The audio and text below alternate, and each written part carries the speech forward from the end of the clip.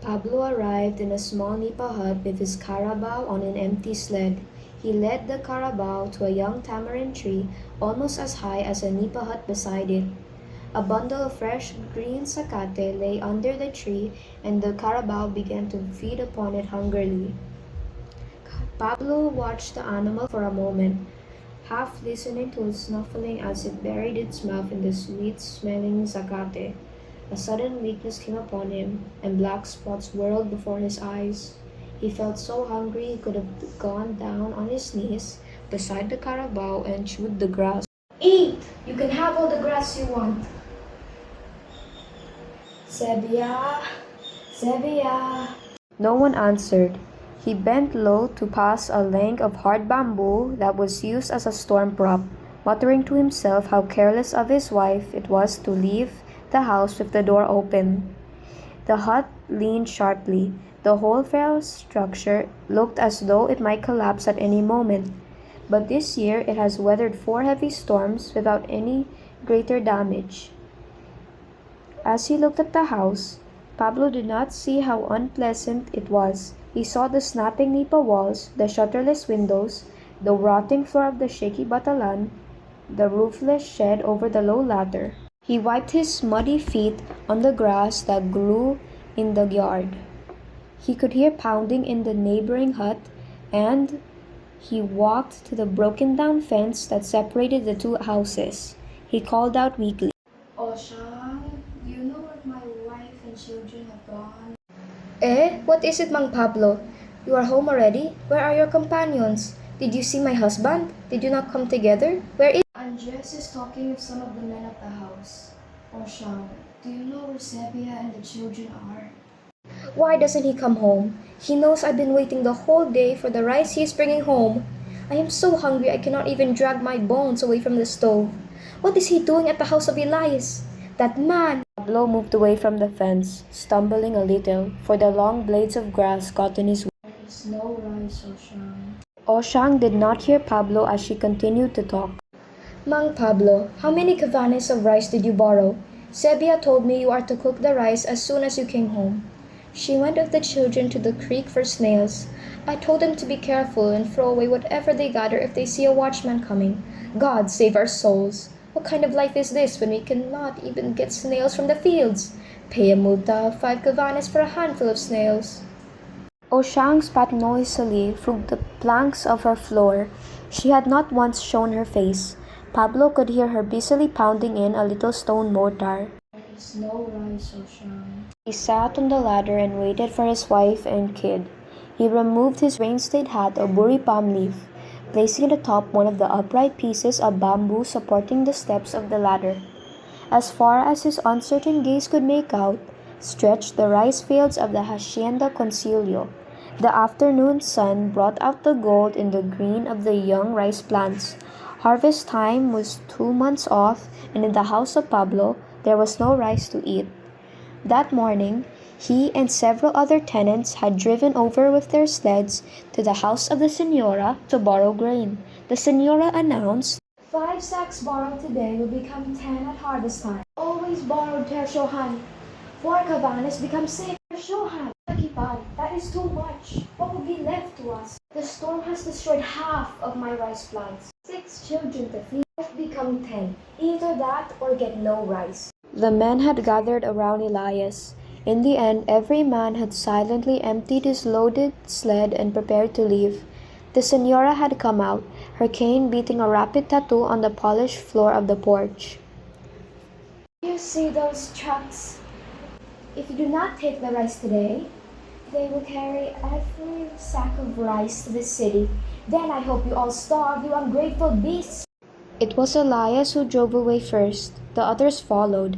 The sacks of rice laid there in the yard in the sun, piled across each other. "Mang Pablo, are you cooking the rice yet? If you have no fire, come here under this window with some dry ice straw, and I'll give you 2 of free coals from my stove. I am boiling a pinchful of bran. It will do to satisfy my hunger for a bit, while I wait for that shameless Andres." "Oshang, here I am, Oshang." The twisted straw started to emit smoke while still in his hand. He was preparing to climb over the intervening fence when he saw Andres going down the path from the direction of Ellie's house. The man appeared excited. He gestured with his arm to Pablo to wait for him. Are you coming with us? Don't be a fool, Andres. Andres breathed hard. He glared at the older man, but Pablo was looking down at the smoking straw in his hand. He could feel the heat increasing and he shifted his hold farther from the burning end. Andres turned to his carabao with a curse. Pablo took a step forward until he stood close to the younger man. What will you do, Andres? You say you will stop the trucks bearing the rice to the city, but that will be robbery. Is paid back double is robbery too. Only the robbers do not go to jail. There will be a killing. We will take that chance. All will be sent to Bilibili. What will become of the wife and children? Who will feed them? They are starving right now under our very eyes. But you are here with them. That is worse. What do you hope to gain in stealing a truckload of rice? Food. Is that all? Food for our wives and children, for everybody. That is enough. What will happen if the stolen rice is gone? Will you go on robbing? It is not stealing. The rice is ours. The straw in Pablo's hand burst into sudden flame. He threw it away. It fell in the path, the fire dying out as the straw scattered and burning coals rolled in all directions. Let's get some straws. Oshang, your husband is waiting for you. Before the moon rises tonight, the first truck will pass around the bend by the bridge. Pablo did not look back. He had seen his wife and children approaching the hut from the fields. They were with a man.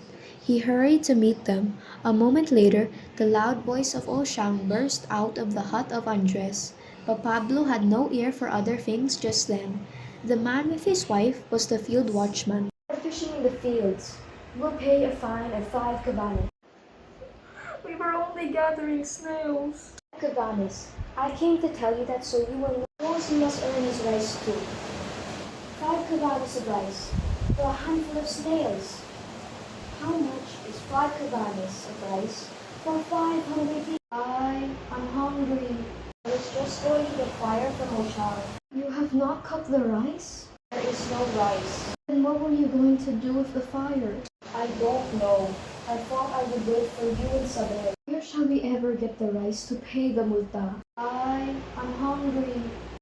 Pablo took her up in his arms. He carried her to the carabao and placed her on its broad, warm back. The child stopped whimpering and began to kick with her legs. The carabao switched its tails. He struck with its tail across her face. She covered her eyes with both hands and burst out crying. Pablo put her down and tried to pry away her hands from her eyes, but she refused to uncover them and cried as though in great pain. Pablo picked up a piece of wood lying nearby and began to beat the carabao. He gripped the piece of wood with both hands and struck the dumb beast with all his strength. His breath came in gasps. The carabao wheeled around the tamarind tree until its rope was wound about the trunk and the animal could not make another turn. It stood there snorting with pain and fear as the blows of Pablo rained down its back. The piece of wood at last broke and Pablo was left with a short stub in his hands. He gazed at it, sobbing with rage and weakness. Then he ran to the hut, crying, Give me my bolo, Sebia. Give me my bolo. We shall have food tonight. Sebia held him and would not let him go until he quieted down and sat with back against the wall of the hut. Sabel had stopped crying. 2 boys sat by the cold stove. God save me. He brought up his knees and cried. He wept like a child. Sebia laid there with Sabel and watched Pablo. She followed his movements wordlessly as he got up and took his bolo from the wall and belted it around his waist. She did not rise to stop him. She lay there on the floor and watched her husband put his hat and go down the low ladder. She learned he had not gone near the carabao. Outside, the darkness had thickened. Pablo picked his way through the tall grass in the yard. He stopped to look back at the house. In the twilight, the hut did not seem to lean so much. He tightened the belt of the heavy ball around his waist, pulling the old Buri hat over his head. He joined Andres, who stood waiting by the broken-down fence. In silence, they walked together to the house of Eli.